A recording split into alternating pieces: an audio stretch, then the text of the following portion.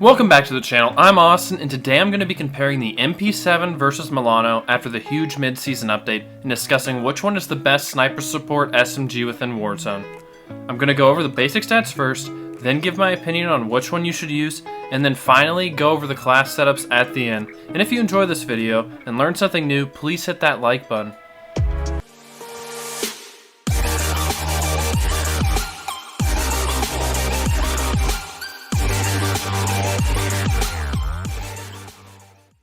First, I'm going to be going over the MP7 Advantages with gameplay in the background so you can see how the weapon plays with an above average player.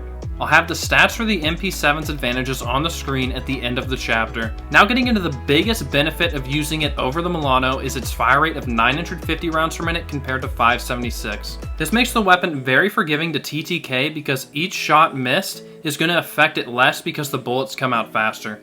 The fire rate also leads to the MP7 having a better damage per second than the Milano by about 10%, and this makes it have a very minimal advantage in time to kill up close. 568 milliseconds to 571, so that's a really small advantage. However, the MP7 can improve its time to kill drastically with 2 headshots, bringing it all down to 505 milliseconds compared to 571, because the Milano does not benefit from getting headshots.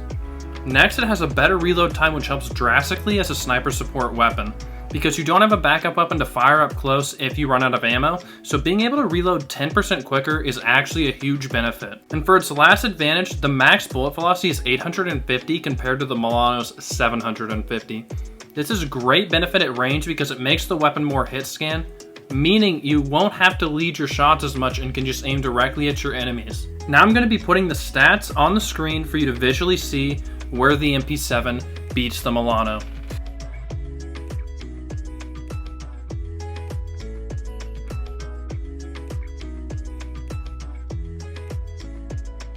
What are the advantages to using the Milano?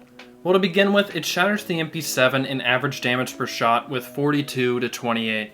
This is how the Milano competes in time to kill with the fast-firing MP7, and this leads to it having a better TTK after 11 meters. The MP7 is completely outclassed up to 20 meters out, where the Milano is still knocking players at 571 milliseconds compared to 758.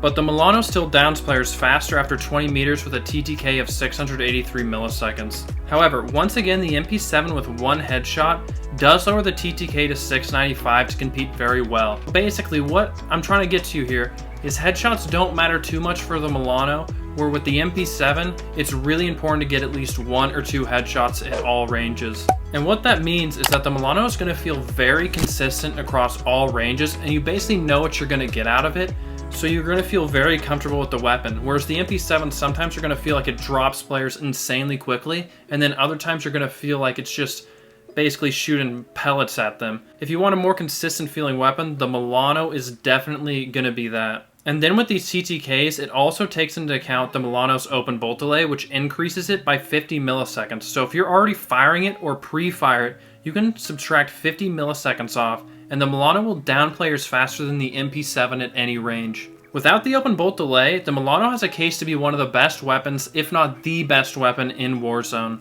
Next, the weapons have nearly identical recoil patterns, but after using both of them extensively, I can without a doubt say the Milano is much easier to aim, and I believe this is due to the fact that it has such a slow fire rate that the recoil is much easier to contain. And I do like to use all of these weapons extensively before doing one of these videos because I want you to know that I'm coming from a place of knowledge and I don't want to just recommend something based on the stats. And finally, it has a better ADS speed to help itself in close quarters combat. So the Milano is a very poor hip-firing weapon due to its slow fire rate and importance on hitting chest shots. So the ADS speed is actually a very large benefit for it. And now I'm going to put the stats up on screen.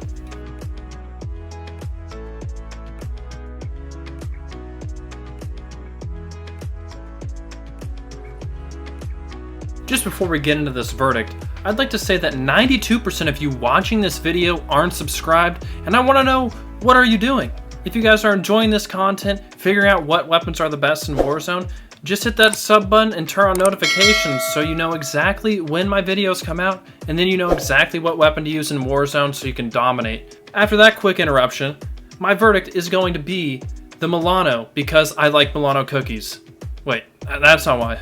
The Milano is definitely my choice because of its ease of use and its consistency. I think the most important thing with a sniper support weapon is obviously being able to hit your shots and it having a solid TTK. And seeing that the Milano, you just need to get chest shots for all of its time to kills, and if you can take into account that open bolt delay and pre-fire, it is going to absolutely melt people. Now the MP7 is a great weapon, and if you can aim it well and get your headshots, then there's no reason not to use it. So I do think this will come down to a little bit of preference based, but I think the Milano for the majority of people is going to be the better option. Easy to use, great TTK, you have really good mobility, and your damage per mag is way better than the MP7. And seeing is that you can only have one weapon with your sniper, I think it's very important to have a lot of damage output per mag, so it isn't as important to reload. First, we're going to make the Milano class my recommended weapon as the best sniper support within Warzone. So what we're going to be doing to make this weapon the perfect sniper support is adding recoil control and bullet velocity and range. So to start off, we're obviously going with the agency suppressor because this gives us all three of those things. Then to the barrel, you can go between two options, either the 10.5 Ranger for max bullet velocity to make it more hit scan, or you can go with the 10.6 Task Force, which also gives you a little bit more damage range and better strafe speed, but it does hurt your recoil control, so I like to go with the 10.5 Ranger, make it more hit scan, and the recoil does not get affected.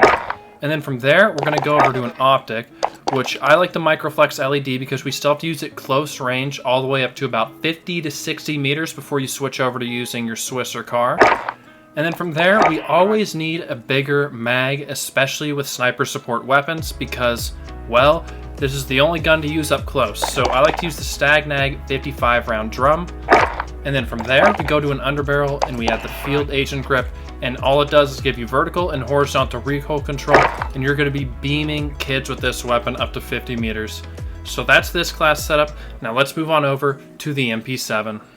So now we're going to make the class setup for this MP7, and we're going to be basically building the same way but with modern warfare attachments with one exception.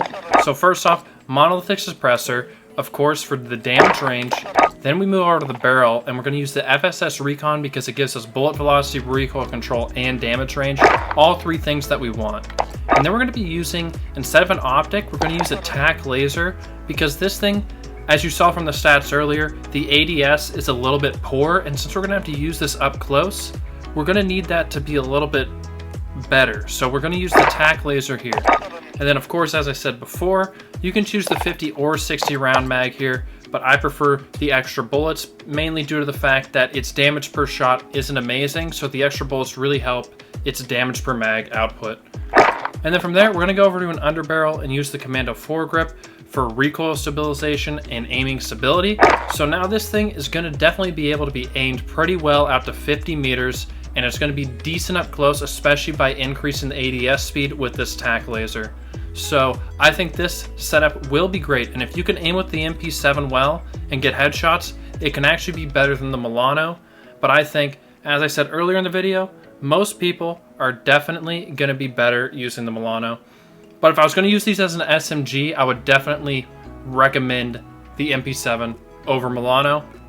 And if we're going to use it as a long range option, I would then recommend the Milano over the MP7. And that's going to be the whole breakdown for this video. And I hope you guys learned something new, and if you want to figure out maybe different weapons to use, I'm going to have a playlist linked in the description and it's the pinned comment, so you can go watch the other videos and see which weapons are the best in Warzone right now. And I hope you all enjoyed. Please like the video if you learned something new. Peace.